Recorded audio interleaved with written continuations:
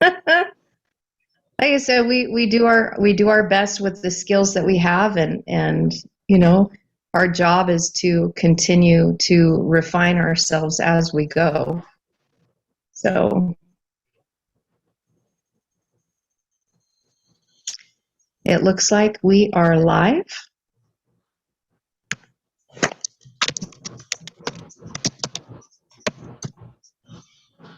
Well, once I see it kick in, it's probably doing it right now. Yep, no, we're here. We are good. We are live. All right. Well, thank you guys for joining me again. We had just a little bit of a chat on off camera beforehand to see how everyone was doing. It's been a heck of a week. I don't know if you guys have been feeling the energies that have been coming in, but they have been kicking my booty. Feeling a little floaty, feeling a little just out of kilter, recuperating from the wedding. So I'm glad that we're kind of getting back into the flow of this, because there's some things that I wanted to get into on this book, and I really want to hear your opinions as you've been reading through it. I would have loved to have been able to have Lynn here today with us too, because she's been diving in, and Ashley has a lot that she inputs as well. Because we're all going to be seeing things from different perspectives. And again, the reason why this book has made such a profound impact on me is because of the time within the sacred languages, and I can see the connection to it. So it's really thrilled me. One of the things that I wanted to start out with was, we were I think we finished up on page 8. We didn't get very far. But the next portion is going to be pretty fantastic in explaining certain things for us to really comprehend the quantum us and what that looks like in marrying science and spirituality together. But I wanted to read this. On page 7, it says, energy is the very fabric of all things material and is responsive to mind. And that right there is one of those, what I would call a Salem moment, where you stop and think about it, that it is responsive to mind. So, what are we putting in our mind? Because really, we've got the heart-brain coherence, but we've got like different parts of our mind that are connected to the matrix in the quantum field. But then in the Hebrew perspective, they see that the mind truly is in the place of the heart, the inner man. So it's like, this is like a broadcasting system, but really the mind in the place of the will and the emotions is in the leb, the heart, which when we look at that, leb is lamed bet, which means authority on the inside. And so that's where the Hebrew perspective comes from, that everything is generated from here and then broadcast out through here. And you guys following, I know that Regina's heard me talk about that before, so I'm hoping that you guys are connecting with that too. And that's why it's important for us to heal ourselves as we're going about breaking the habit of being ourselves, because whatever is going on in here with the emotional part of it, that's what we're creating out here.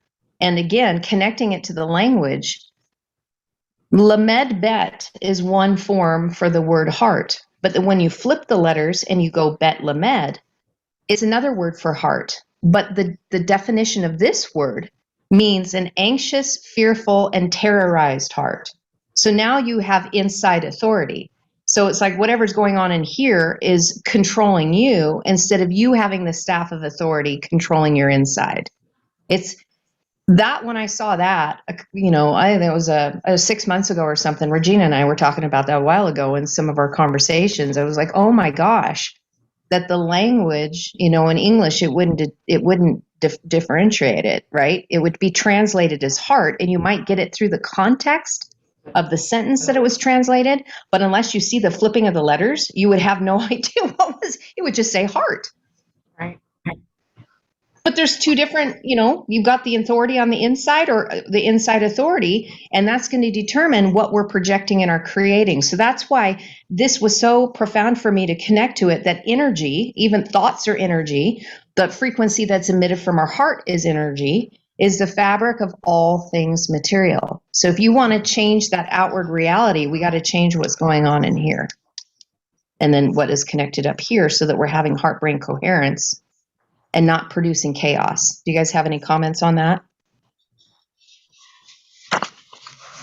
If you don't, you don't. I like having interaction. So if you're on listening mode today, I totally get it. And if that's all you want to do, that's fine, because Regina and I can chat back and forth because we're used to chatting, two best friends that just converse. So, but if you guys have something that you want to share, I'm not monitoring the YouTube feed, so I don't know what's being said. I don't have access to it. I can't see. So I apologize for those of you who are on YouTube.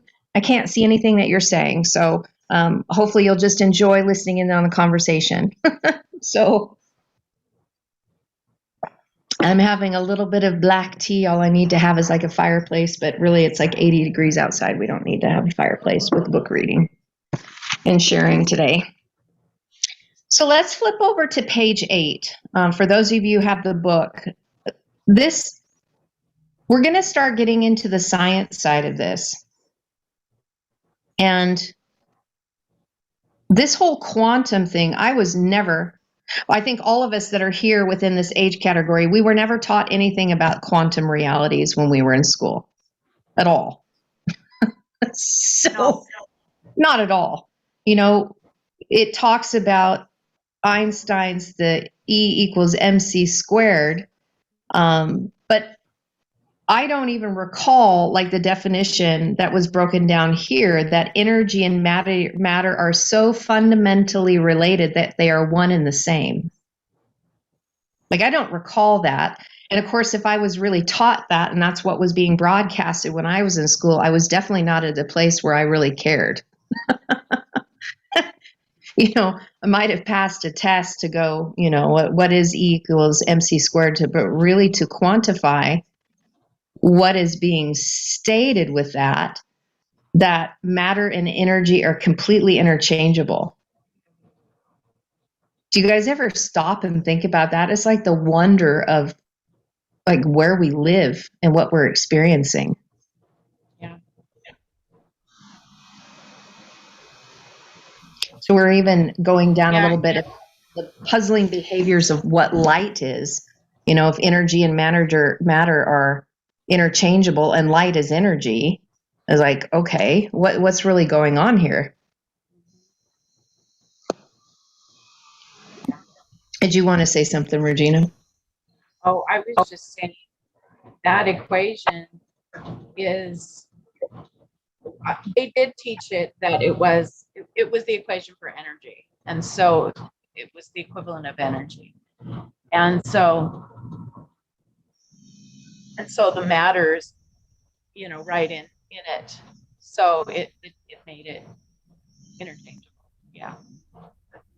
So it was taught, but it was later on. It was in college. It wasn't in regular school, because I took science.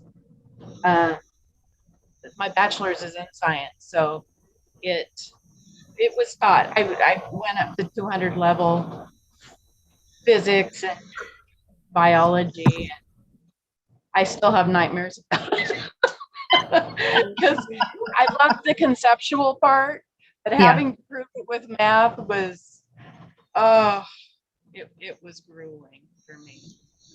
I bet. We all have bends one way or another, so I could imagine. I would have been probably wide-eyed saucer plate too. Like, you want me to do what? Yeah. But it really gives you a good foundation to just, and it does help you understand it more conceptually. If you even attempt, and you have to do, a lot of math, you're forced to, but it does help you conceptualize it for sure. Well, and essentially that's what this book is doing for us, right?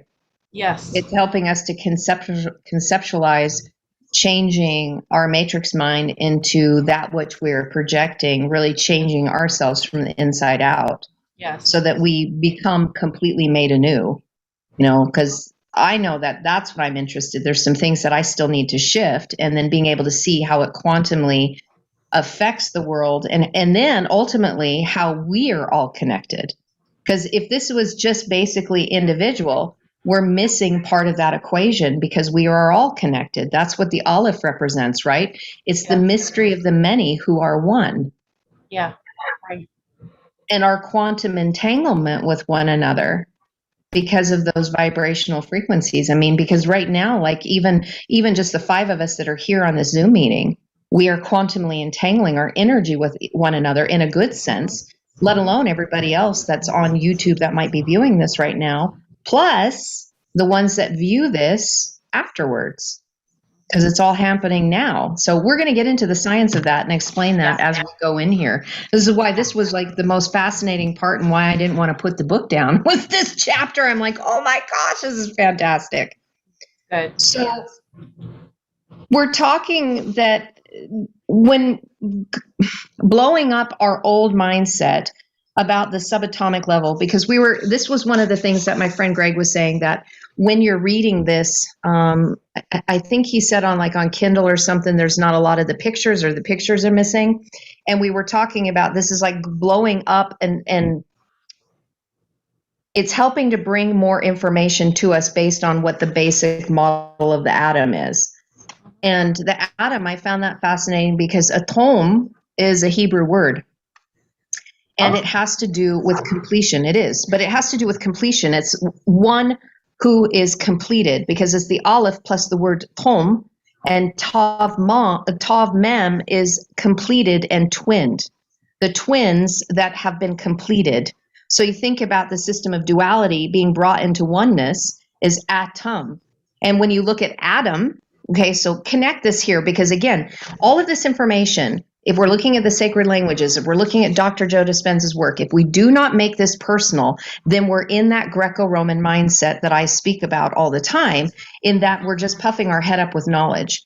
If we don't actually do it, then we haven't entered into the Hebrew concept. And the word Hebrew is Ibru. And Ibru is the word, and the root of it means to cross over. So think about that. So an Hebrew mindset is one who has crossed over, that has connected. It's Ein Bet Resh Vav. So the Ein is to see and know. Bet Resh is the inside that will raise you up. So building yourself on the inside that will raise you up so you can connect to crossing over. Bar also means to purify, select, pure and innocent. All of that's connected in there. So if we're not making these things personal, then we're not getting into that crossover point to move from one place quantumly to another in shifting. So I'm hoping you guys are connecting that, the difference with that Hebrew mindset and the Greco-Roman. We're not just reading a book to puff our brain up. We're reading this to apply it, to take the sacred languages and have an abstraction to physically change the manifestation of our outward reality that will match the inward reality that can reflect back to us the shalom that we find on the inside. Hopefully I didn't lose any of you guys with that, but that's why we're doing this. So Adam to atom. So Adam is one blood, Aleph Dam. Adam is the word for mankind. So when we read him even in the stories of the Bible, right? Adam and Eve, it's a story of humanity. It's not one man and one woman. You know, we were taught that.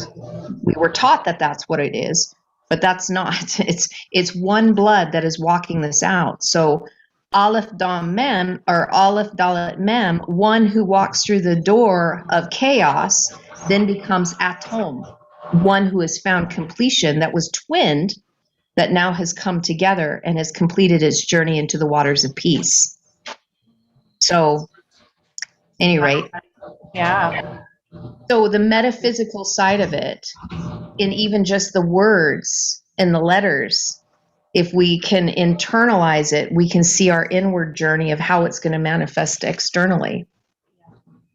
And I made a note on page 9 about how that our education system really needs to change, because the classical atom is not. It's a very shallow representation of what's going on. So think of it like mother's teaching would be of the atom, and then you get into the quantum mechanics would be father's teaching, because you can only, children, even in our spiritual adolescence, we can only grasp certain concepts that propel us to the next step so we can receive more. One revelation will beget another revelation, as an English translation would go, one glory leads to the next glory. trying to find ways that we can connect to words that everybody else will comprehend what I'm saying. Before we switch that page, though, the quantum aspect of it and why this Newton or the classical atom of the Newtonian version is outdated is when they were talking about how the mind of the observer changes the outward manifestation, which is quantum. I think they called it, I think it was an experiment called Schrodinger's cat or something. I'm not really. Oh, Schrodinger's. Right. I recognize that name. Yeah, so the cat was the cat alive in the box or dead in the box, and it was based upon the observer. And this is why within the science realms, when they do science and they do experiments, many times they will have to remove themselves out of the equation, because as soon as they enter into the equation of observing, it changes the outcome of the tests. Yeah. Carrie? Yeah. I had watched this movie a year and a half ago, and they the double, Regina probably knows this real well, the double slit experiment, where the waves turn, particles. I mean, I love that about particle going to wave, and I may be wrong, so don't laugh at me, Regina, but I'm thinking of a particle just being a little, right there with potential, but then that wave is like, whoa, spreading out. I may have that all wrong scientifically. That's the picture I get, but that had to do with people observing it. Yeah. Exactly. And I'm actually glad that you brought that up, because right here it says, when Joe Dispenza brings it up on page 8 before we flip, that light sometimes behaves as a wave when it bends around a corner, for example, and at other times it behaves like a particle. So it's both. Yeah. So you just explained it with the double slit test, because I remember watching that too and just being absolutely fascinated. I know. With our lack of knowledge of the way things work. And so all of this is being revealed in the time of the revealing. And I think it's amazing. It's exciting. And I'm so glad to be a part of it. It's like thrilling. And I think, you know what? I was a high school teacher, and I think you're right about different levels of what kids, and then we, one glory to the next. But I know high school kids, they could understand that particle wave thing. They could be told that we have, that we're made of energy, and they could understand that. So I think the textbooks in high school need to change. Agreed. Much of our education system needs to be revamped. Yeah. Much of it. I mean, it was a prerequisite to getting into natural medicine. And so a lot of my classes were in natural medicine. And so I really realized how much that all the other health modalities all over the world are based on energy, except for ours. Right. Ours is not based on energy. Healing and energy are not, and everywhere else in the world, energy is what heals. It's the whole foundation basis. And so that's crazy, really. I know. They leave so everything needs to be revamped. It's foundational. Yeah, everything needs to be revamped. And that's, again, if you know Dr. Joe Dispenza's journey, he healed himself, and it was through energy. It was all through the healing modalities. Lynn, you must have had your ears burning, my friend, because I said, wow, I wish that Lynn could join us today. And look, here you are. I don't see you yet, but you joined us in your energy. You probably won't. All right, can you hear me? Yes. Can you? Okay, thank you. Yeah. Sorry I'm late. I've got my 4 grandkids here, so it's been kind of crazy, and so I'm here. I'm here in spirit. I feel you. Yes, I do, and everybody else. So I'm really anxious to hear what you all have to say. Well, and if I know you're busy with your grandkids, but if you happen to hear a point you want to jump in, please jump in. Okay, thanks, dear. Great seeing you, and great seeing everybody else.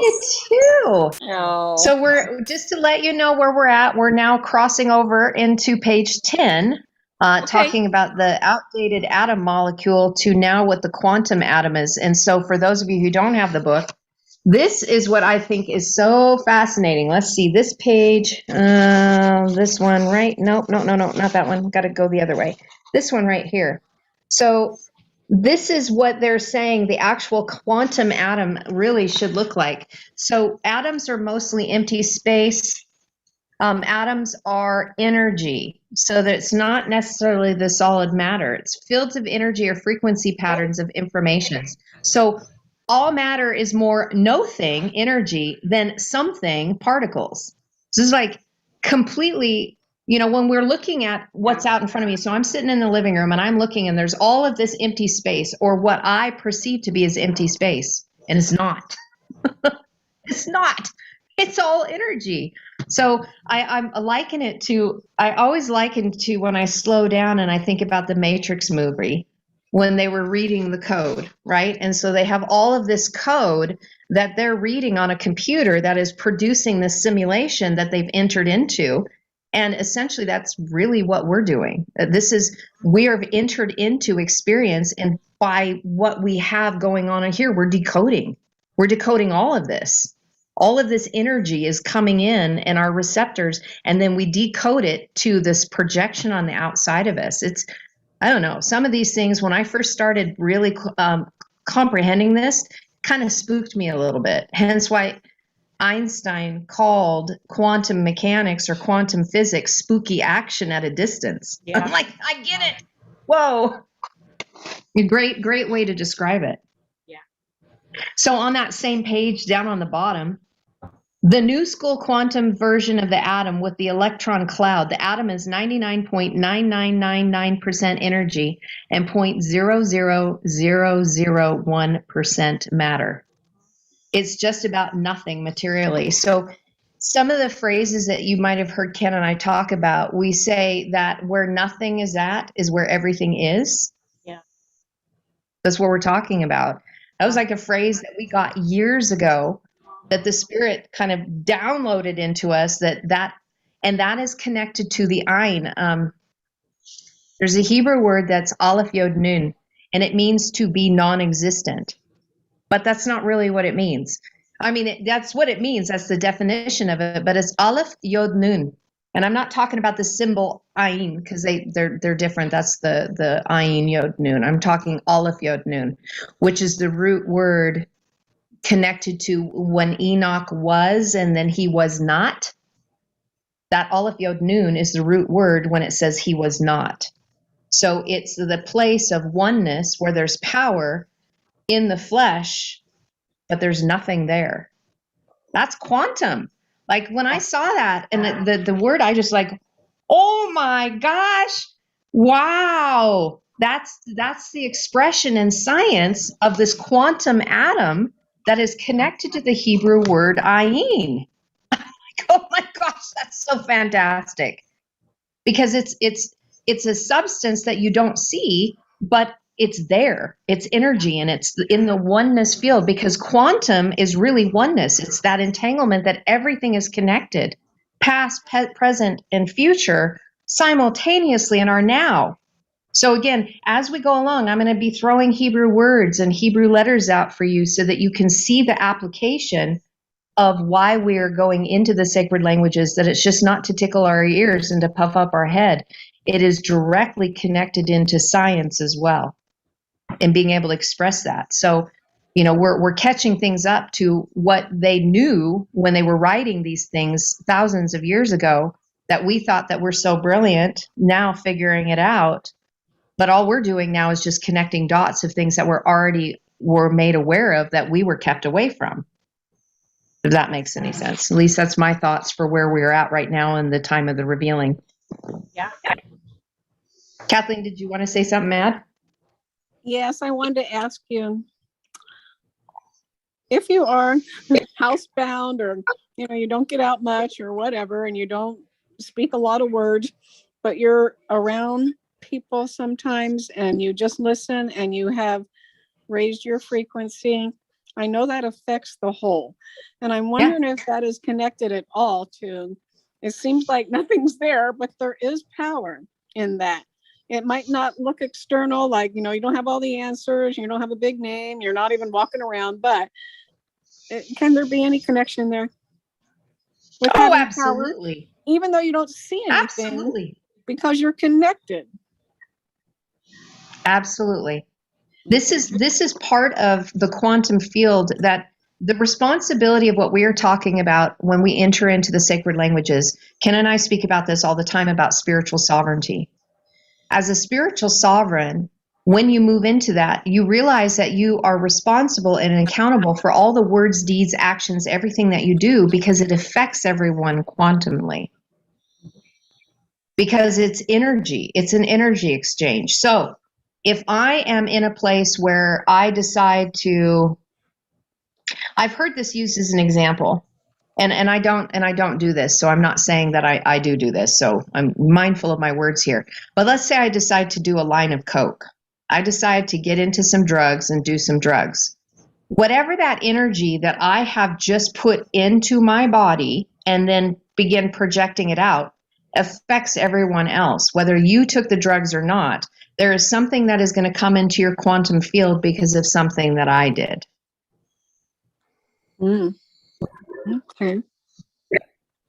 So the responsibility that we have for that which we do when we're in our private does affect all of us. And that is why, as we are stepping in, why these sacred languages aren't just out there for everybody to see, because of the level of the responsibility of when you go from being ignorant to not being ignorant, to being aware, consciously aware of what you're doing, and realizing to whom much has been given, much is required, because you comprehend the impact that it is doing to the many. So I'm trying to answer your question here. So like whatever you're doing within your home, and let's say you're not out with a lot of people, but you are really working on becoming heart-centered. You're doing your shadow work. You're healing your wounds. You're allowing that time where you've been set apart, even with physical things and challenges that you've had. You are doing what you can within your own space, affects all of us. So positive or negative, we all experience it one way or another. Boy, that's good news. Otherwise, you can feel useless sometimes, and Exactly. because I was disabled and I gave up all my little jobs, but I know that that's meant to be, because I'm supposed to have this time. But I just love that, that none of us are useless, no matter what position we find ourselves in as we're doing the inside work, huh? Exactly. Thank you. That's what's so amazing, and why when we realize that the greatest service that we can do for humanity is to work on our inside, you'll get people that'll say that that's really selfish. Well, you're just being very selfish. And I say, well, that would be the projection of how you see it. You would be projecting that, like that's how you see it. So therefore, there's something about a selfish nature in you that you're projecting on me. Because the reality is that it is a selfless act. You're lessening of self by emptying out all of those things that are no longer serving humanity as a whole. By letting go of all those emotional traumas, that shadow side, you're bringing your light into the shadow to have it completely revealed in the wholeness of us being one. There's no other greater service that we can do than that. So you don't have to go out and try to feed the homeless. You don't have to try to go out and volunteer at a shelter. That's all external, and those things are lovely and good. But the greatest work is us evolving in inclination instead of declination, so that we can neutralize everything into that place of oneness, unity, which is unconditional love. And it's got to start right here, because I know we're all dealing with that. We all have our shadows that we're wrestling with. I get hit with stuff every day, and I'm grateful for it. Toda Rabba.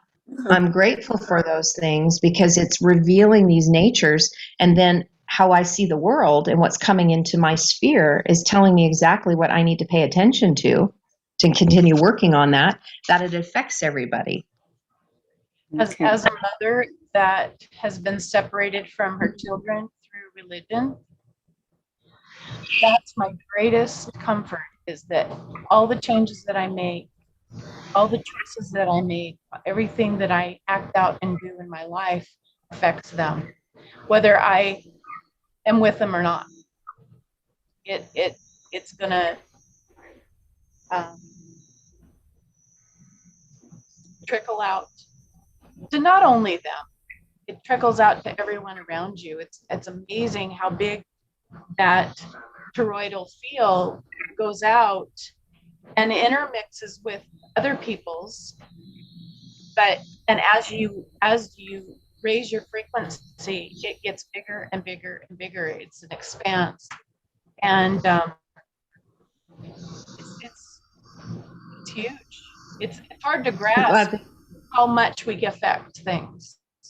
I mean, as we mature, we realize more and more how we affect everything around us. So it's big. I'm glad that you shared that, Regina, because I know that being separated from your kids like that is really hard. So I appreciate your transparency on that you have that place that you can go, my work is affecting them, and I am still connected to my children, even though they may not be in my physical sphere. Spiritually, they are. So that's beautiful. Thank you. Beautiful. Thank you. I love moving on. We're now on page 11. We've actually made 3 pages with all that we did last week. We did in 33 minutes. Woohoo! We're on move now.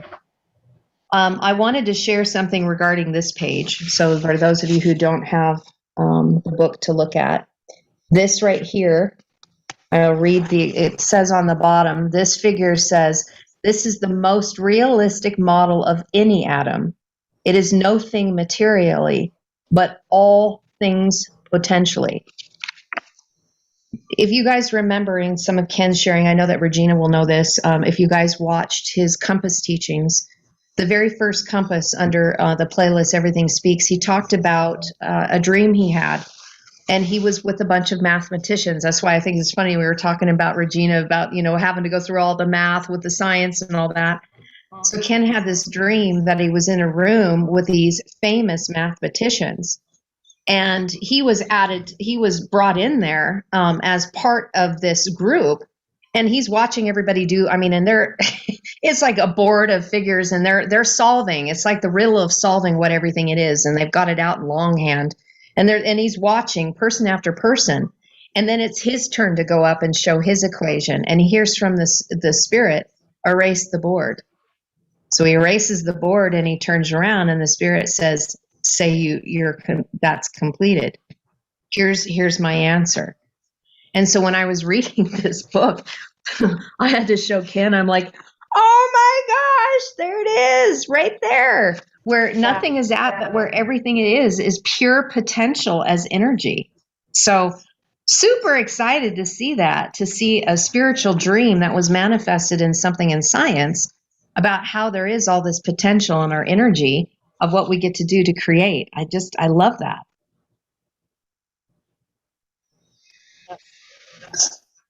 Let's see.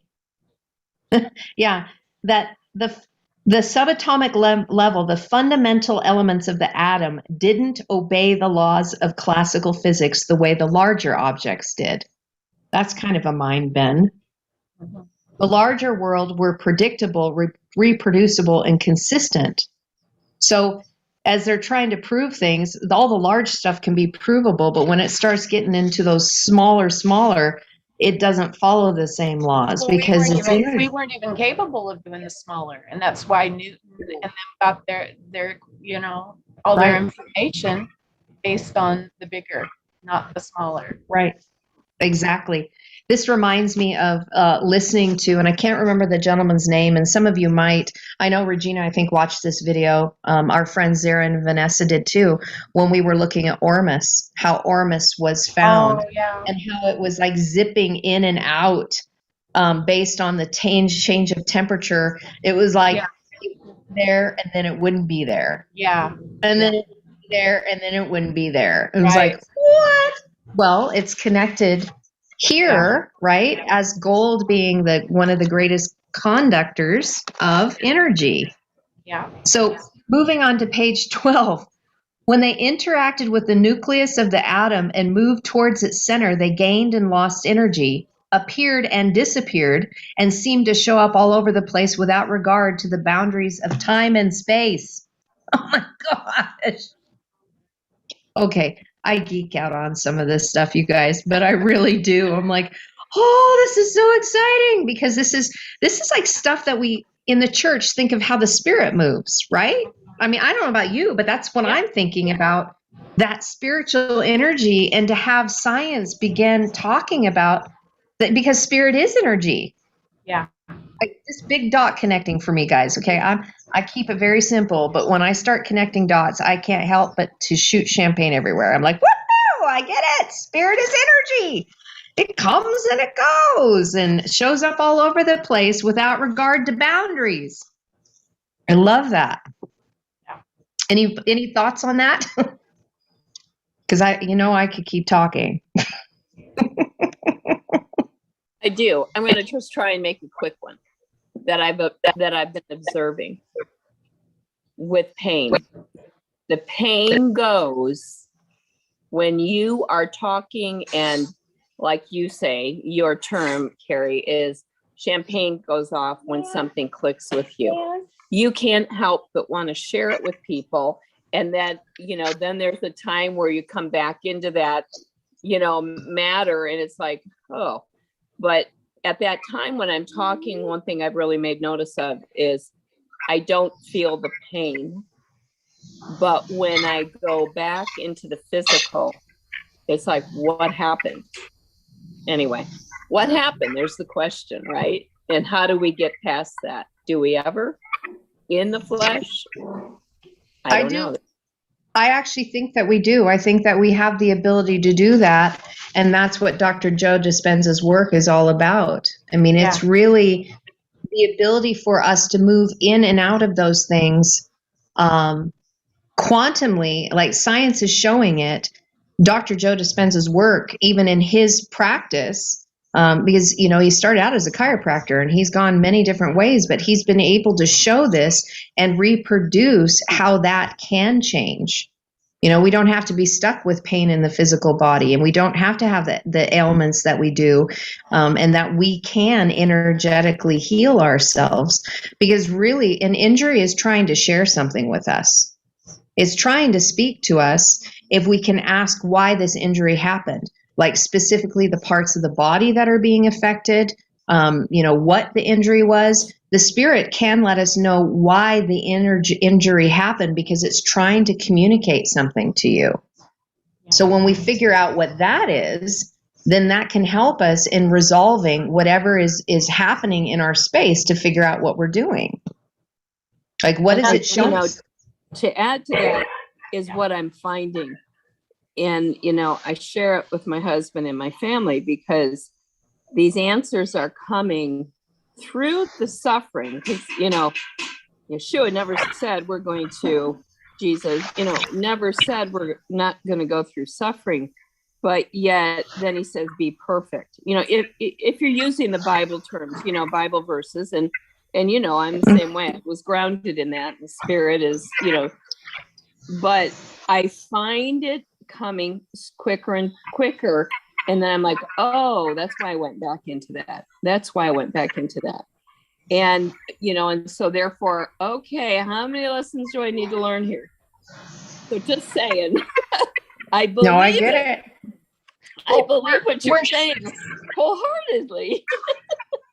We're shifting. We're shifting into the 9.99999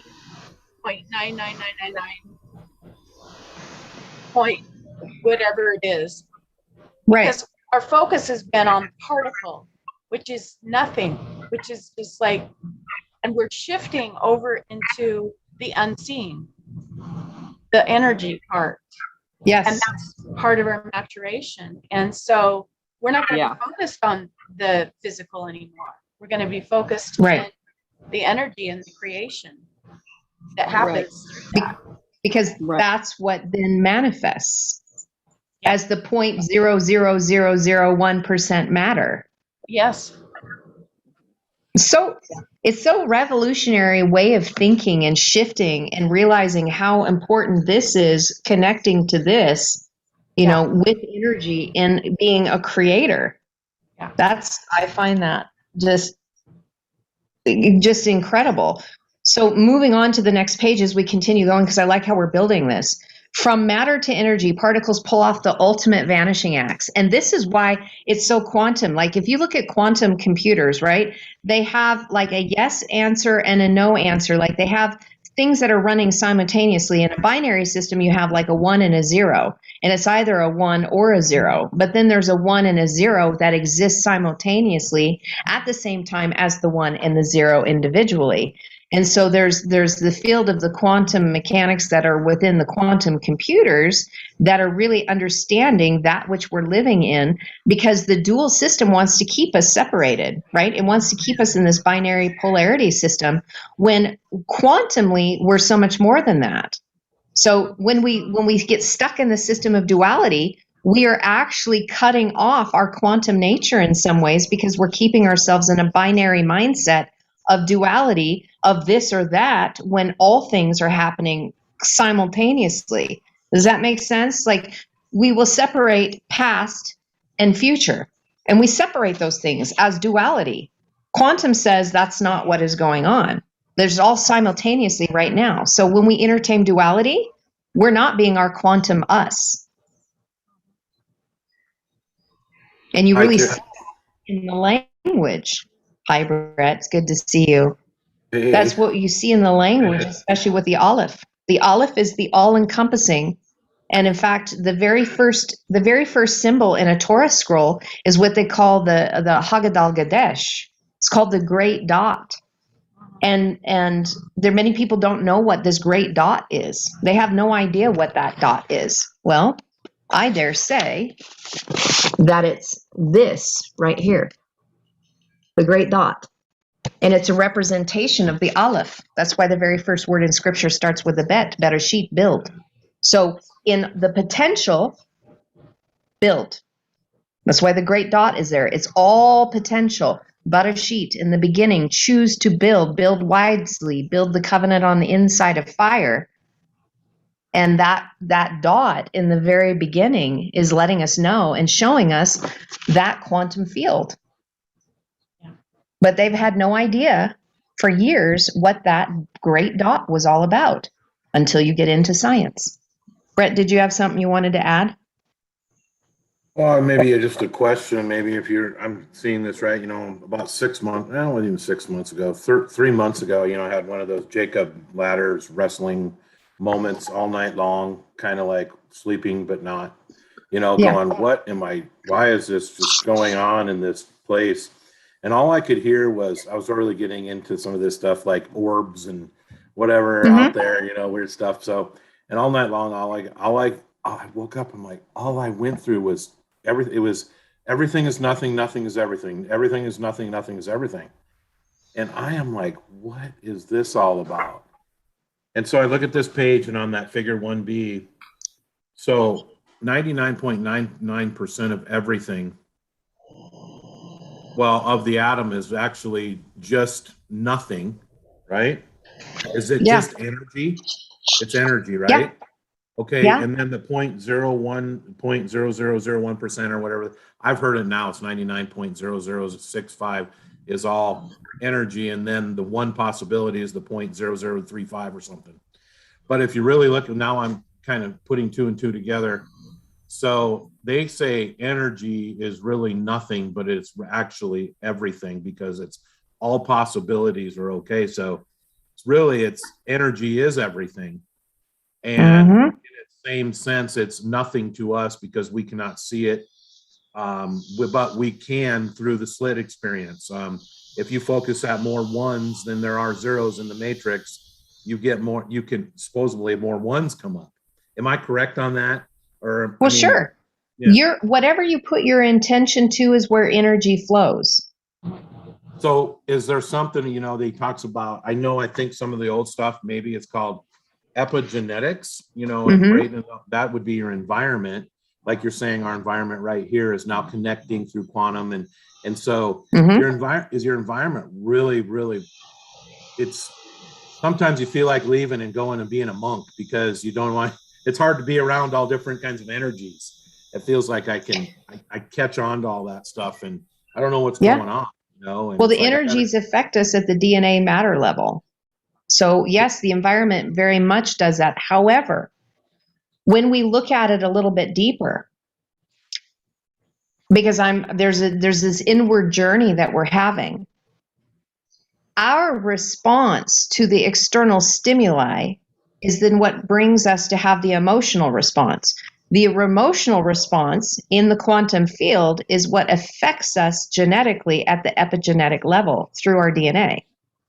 So if we learn to live from here instead of having the outside dictate us, this is why at the beginning, when I was talking about the heart, the leb versus the bell, if you're living from the place of the heart, then you have authority on the inside, which is going to manifest something different, so that what you're seeing from the matrix projecting back on you is not from the bell position of terror, anxiety, and fear. So it does affect us on the epigenetic side, but really it's because we're creating that. We're affecting the matter, we're affecting the matrix by what we see, by where our attention is flowing. And that is what's reflecting back to us, which then affects our DNA, affects our vessel in order for us to gain experience. We're creating all of this as an experience, and it does affect us at the epigenetic level. And then we pass that on through our DNA.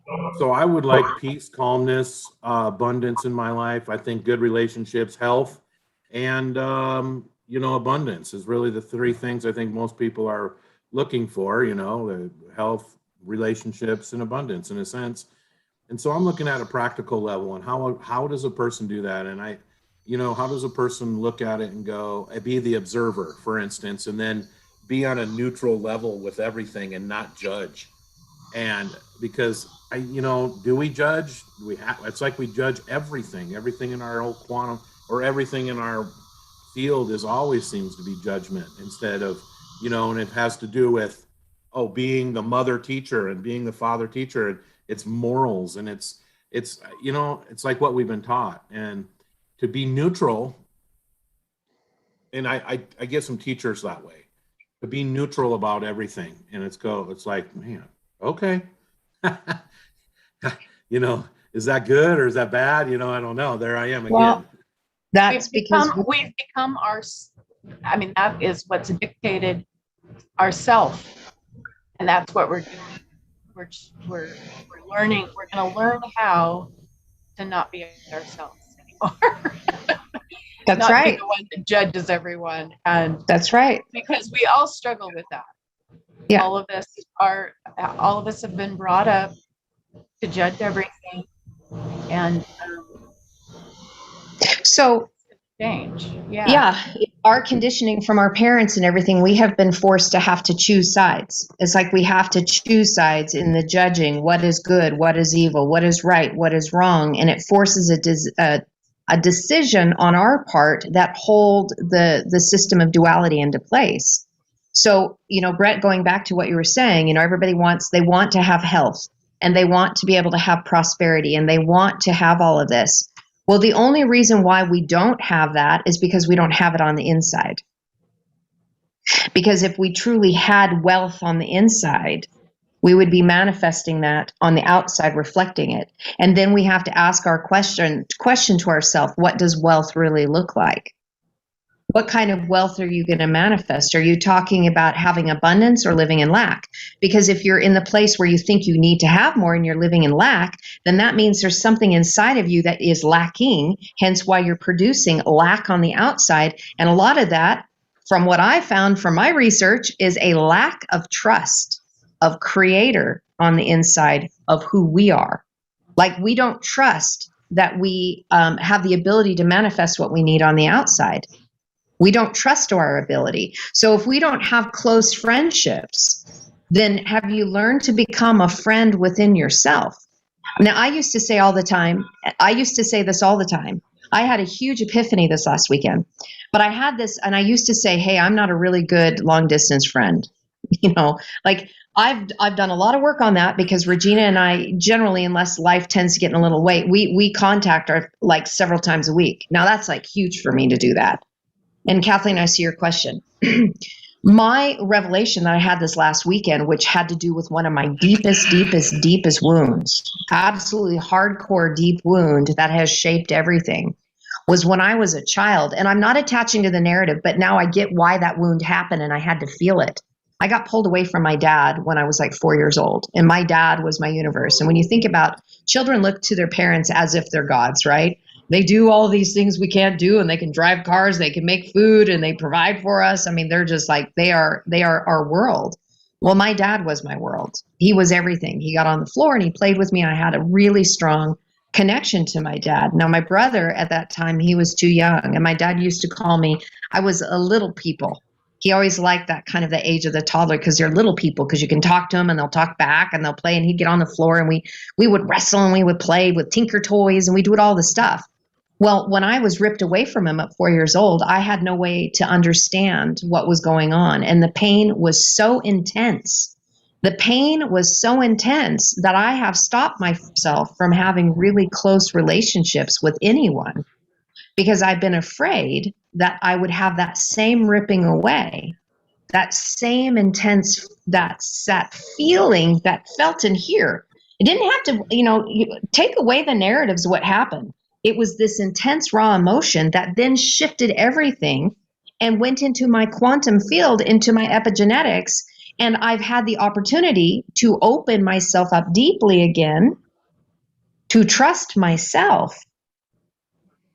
Because I've had a lack of trust, I began not trusting the outside world, that I couldn't handle those emotions. So I walled everything off. So I was not trusting myself of how to handle it in getting in a deep relationship, with the fear that I was going to lose that and I was going to have to go through the pain again. So that was something that was in here that has manifested my entire life with every single relationship I've had. And I've made excuses for it until I realized, oh my God, this has all been a direct reflection of that initial pain, because I don't trust it. So I'm getting all these opportunities of people that come in my sphere to give me the opportunity to open my heart up, to get into that deep relationship again, and trusting that I'm going to live life in my now, and I'm not going to worry about those pains and those emotions because I'm missing out on things. So do we trust? Kathleen? Well, you guys, I'm not very good with technology, so I don't want to skip off this and go look up something on Google and lose you. But everybody can look it up later, and if I'm wrong, forgive me. But I, in my family, 3 people with these autoimmune diseases, and they said this is in your genetics and you inherited it. There's no cure. And so, I just listened to that. I heard it from another doctor last week. But when I was listening for the past several years to Greg Braden and Dispenza and the other guy, and now listening to you guys, it's like, I think I heard the word epigenetics means above the genetics.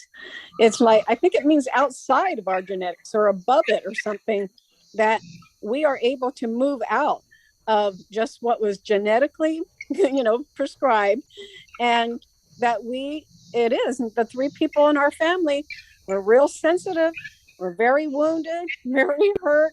It doesn't mean we had the worst life, it's how we perceived it. And so I don't know if that's true or not, but I heard Brett, and I was just thinking, you guys can look it up later, but I think that epi means something. I might be wrong, but I think it means outside of whatever was given to us in our genetics, that we can override that. Both ways. Yes, both ways. Okay. So that external environment and the things that we go through gets written on our DNA, but the whole process of what we're doing is so that we can rewrite it. Yeah. Okay. So rewriting our DNA so let's take it into an English construct so that we can kind of connect to this, that the sins of the forefathers will be visited upon the 3rd and 4th generation. And I don't like using that word sin. We've defined what sin is before. Right. It's the separation of that which causes us to wrestle, to realize that we're missing the mark in being separated and bringing into unconditional love. So we're just missing that mark of unconditional love, and that's where we wrestle. So because of that wrestle, then because we're not connecting, all of that fear, all that anxiety, all of that is being written as a code within our DNA and being passed on to future generations. Hence why it's so important quantumly that we untangle those things and rewrite our DNA, because it does affect us, affects our bodies, and that anything that's autoimmune disease has to do with unresolved trauma, deep wounding, Right. that manifests. So we have the opportunity to get that out of our DNA, and that's what we're talking about here. But we have to understand the quantum effect, that by you releasing all of your trauma will begin to bring healing manifestation in you, but it also affects the generations afterwards. And hopefully, I don't think we're going to get to it today because I'm only going to be on for about 20 more minutes. But to see quantumly what this looks like in healing and shifting generationally, quantumly. Okay. But yeah, I'm glad that you did bring that up, because, you know, that's the whole point of this, is to rewrite our DNA, to rewrite the expression, to rewrite the matrix and our experiences within the matrix and how it affects us collectively. And Carrie, I've been working with another lady in, self-sabotaging. I read her book, Mia Hewitt, and she's come through same stuff. It's really cool. But like, you had that trauma, and so you didn't want to trust anybody. And so I said, okay, I go out and start trusting. Is it, do I trust my government? Do I trust my big business pharmacy companies? Do I trust them? Do I trust that stuff? Or is discernment trauma? Okay, so our external reality is a reflection of that which is going on inside of us. So, and so then you say, I want to change my epigenetics, and I don't even, so we sit here as these deconstructionists or whatever, the church hurt me so bad or whatever it was. How can I trust what they have to say? Because my heart, honestly, as a little child, when I went into Christianity and when I went into this 10 years ago, into the charis and, the big evangelist, I went there with an open heart going, oh my gosh, this gospel is right. This is what changes lives. This is everything. And I believed it. I believed if you gave, you get. And I did. And I mean, I believed it all, because I was just going, I just listened to what the pastor said, listened to what the big guy said, and all that stuff. Some of the stuff was good. But on the other hand, now I come out of that and go, everything I've been told, not everything, but a lot of it, the foundational parts were all fear-based. And so what I'm trying to say is, it's like, man, is discernment, you're telling me I should trust everyone, and it's like, okay, my inside is a projection of what I'm looking outside, but us people are like, well, don't watch the news because these people are whatever. Don't watch nothing. Don't, and it's like, okay, I got to change my environment and my epigenetics and basically just sit back and I'm not saying in a cave, because I have a good life and we go out and we do nature, we do all good stuff now. It's kind of what we want. We don't want the big traveling and all that stuff right now. We've done that. And so what I'm trying to say is discernment, that's where that balance comes in. And I'm just trying to figure that out a little bit. Well, one of the things to answer you on that, first of all, I didn't say go and trust everyone. I said trust yourself. Oh, There's a okay, difference. good. I'm talking about you Good. go inside. It has nothing, because we don't trust, because we have lied, we've cheated, we've stolen, we've done, like, if you start going deep, none of us are perfect, and none of us have walked a completely righteous path where we have done nothing that we would consider is abusing our power or abusing other people. So, for example, if you're a business owner and you take cash and you don't report it on your taxes, you just screwed the government, right? I understand. So, yeah. The government, when everybody's looking at the government screwing you, well, it's because it's a reflection of what you've done. Yeah. Now, that is us going in deep and taking a look, not at the mask we wear, not this plastic face that we're all perfect and we're walking in a complete righteousness and we're wonderful and we're set above, and it's really looking deep to see that which we're projecting on the outside is because of what we've got going on the inside and what we've done as a karmic loop that keeps coming back around, so that we can rewrite it and not have to keep experiencing it. So the reason why we have a corrupt government is because we've done things that haven't been the best either. And it's a reflection of that which collectively we've done. I'm not pointing a finger at anybody, and I'm not saying that that's what you did, Brett. I'm saying collectively, this is a collective manifestation of what we've all been doing. That's why it's so important for us to understand. Yeah, are we not trying to come out of this karmic cycle as a new awakening? Of course we are. Okay, but the only way you can do that, I'm tired of the karmic cycle. well, the only way that you can do that is then to release yourself from your own loops. Awesome stuff. Thank you. So when you get triggered, every time a trigger comes back around, it's an opportunity for you to go in, ask why you get triggered so that you can release all of that crap, so that we can stop. The trouble is that everything that is going on in the outside right now, we are purging everything from us on the outside. The earth is purging everything from herself as well, and we're seeing chaos abound because we're all releasing it. Because where we're going, we can't take it. We can't take it with us. We can't take these lower vibrational frequencies of fear and rejection and shame and anger and bitterness, when all of that is stuff that we're holding about ourselves. And then it just gets projected right back to us as a mirror. Like, hey, can you see this? Can you see this? It's trying to tell you something. My friend Linda, she's talked about that the world is like the prophet that is prophesying to you. And it's the mirror showing you everything that's going on in the side of you. If you can just stop and take a look and see what's coming into your field, in your quantum field, it's telling you what you need to deal with. Now, case in point, narcissism. We're all narcissists in one degree or another. We all are. And to say that you are not, you're not being very truthful, because we've all done our own control and manipulation in our environments, some to a greater degree and some lesser degree. Part of my incarnation, I've had lots of narcissists surrounding me. But it was to point out the narcissism in me, A, and B, so I could learn how to stand instead of being a doormat.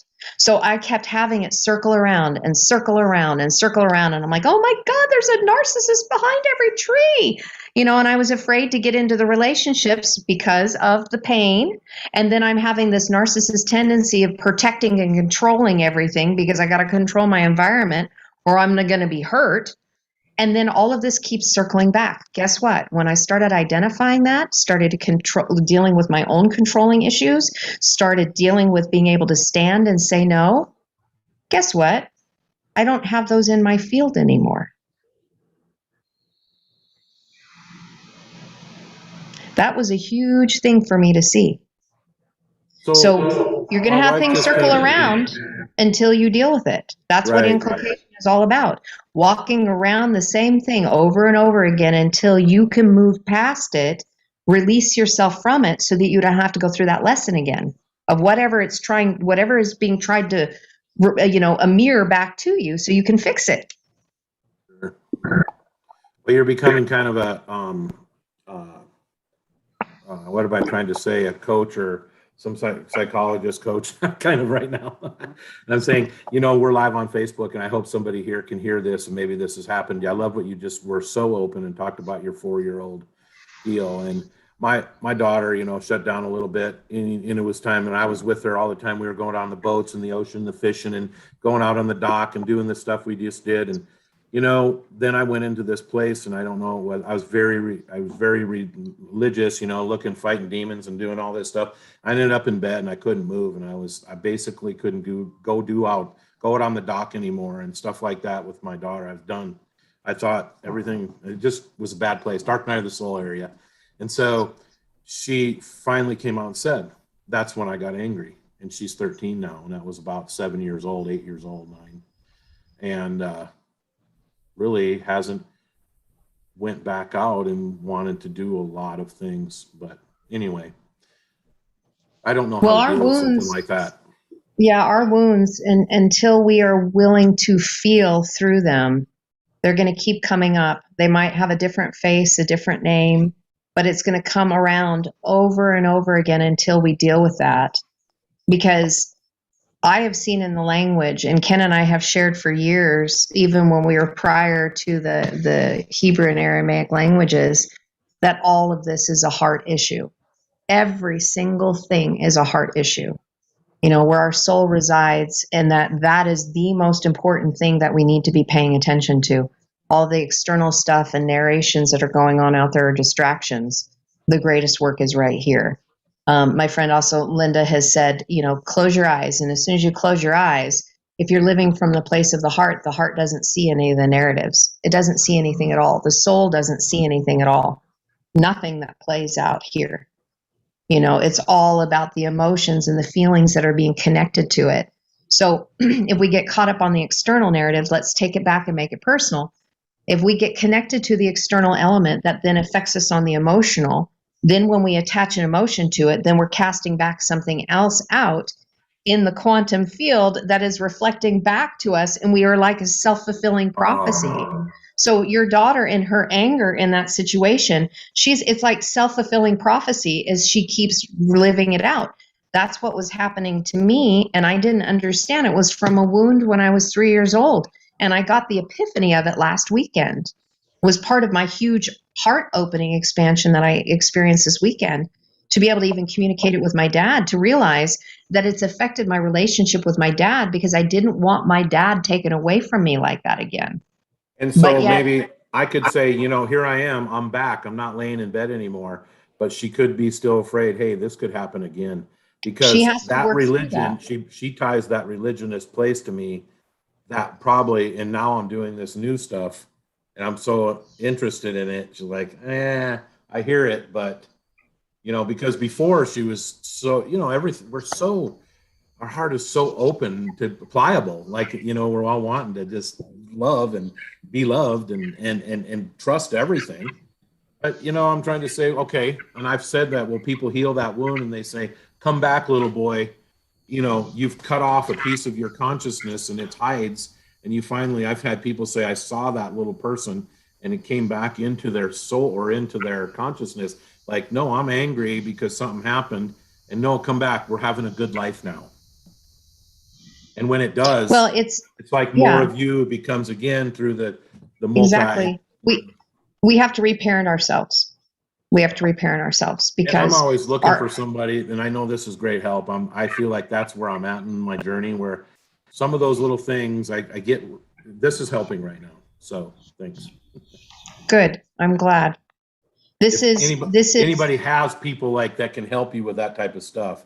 And I know I got friends that can say, okay, you have DHT, you have hypnosis people, I don't know really who to go to if you do, take you back into your prior selves, and how many lifetimes do you go to really make sure you come to wholeness again, So.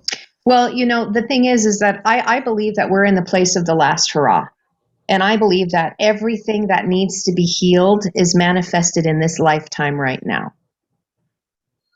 So we can do the quantum healing. We can go back and do all these lifetimes. The thing is that all of the wounds that need to be cleared, everything is coming to this lifetime right now.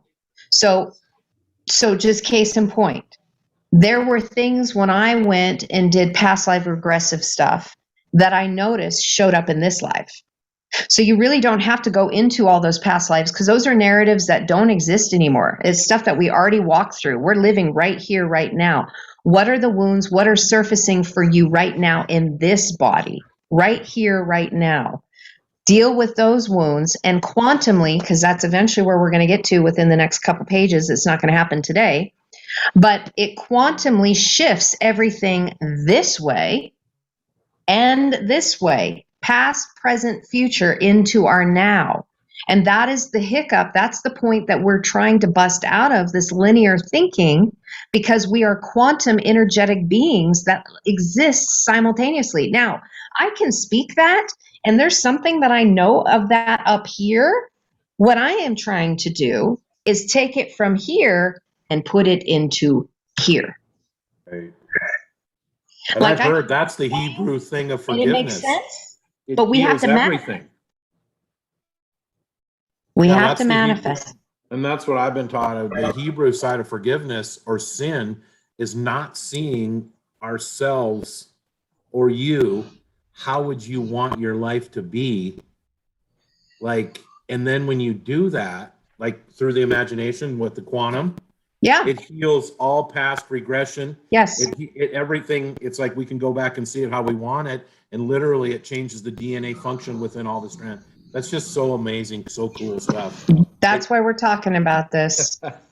And that's like, why we're bringing in the Hebrew language, because the Hebrew language has been found in our DNA. These are intimately tied to one another, intimately. And so with the study of cymatics, with the vibration sound frequency, connecting it to energy and seeing it how it affects us, we are healing ourselves collectively. So those of us who are doing the work on this, those of us who are doing all this quantum shifting, we're helping all of us. And so part of that responsibility and sovereignty is seeing from beyond here. You know, it's like when we are immature, we are seeing everything within ourselves like our little small environment. As we mature, we then begin to see how all of our small macro environment affects the micro affects the macro. So I'm going to just take a few more minutes and I'm going to have to jump off. Just to let you guys know, there's a premiere on Global Witness of an interview that Ken and I did yesterday. It's 2 hours long and it's going to start at 2:30. And I actually wanted to sit over in the chat room in case people had questions, because we did not do the interview live. We wanted to keep it in an intimate setting. And I said that I would jump over there and be in the chat room while it's playing.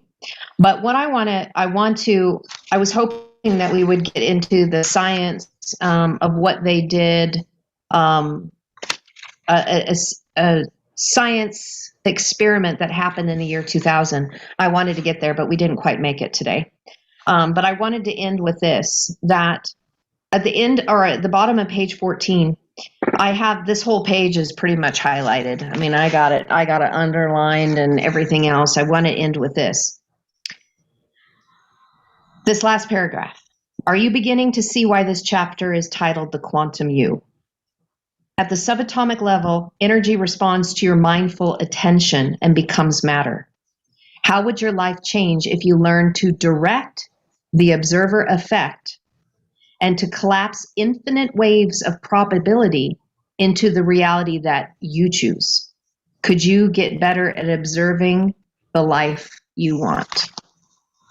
I think that's a great place for us to end on that, because it's a good thing for us to be thinking and pondering about until next week, until we dive in a little bit deeper about truly comprehending our quantum nature and what that means from the micro to the macro. So when we first start the journey with the quantum you, we begin discovering it here. But collectively, as we are family, how this connects all of us together in order to create a quantum shift for all of us. This is, for me, how I can see we are bringing heaven to earth by us quantumly shifting. Thanks, Brett. I see that. I appreciate that. So with that, let's think amazing thoughts this week. Let's begin taking a look at what we think and what we feel and see if we can get into that heart-brain coherence and start working from being in the heart center instead of putting the lamed before the bet. Live from the place of the heart, having authority over your inside instead of the bell, instead of your inside having authority over you, so that we can continue to create a much more beautiful environment for ourselves, but collectively shift and change things to bring the shalom from the inside to then begin to see it manifest on the outside. We can do this. We have the ability. We're more than capable, and we're coming together to change our world and be responsible for that which we create. And that's what a true spiritual sovereign does. So I truly believe that, Carrie. Thank you. I truly believe that. Thank you so much. And it's wonderful to experience this now with all of you. And I mean, it's right where I'm at, and the answers just keep coming, and it just keeps getting better. And I agree. so I just want to say thank you, everybody, for sharing. And Brett, everybody, it's just been great. Thank you. Thank you, Lynn. Toda Rabah, everyone here. Tada rabah. Shalom, shalom, and namaste. Thank you, guys.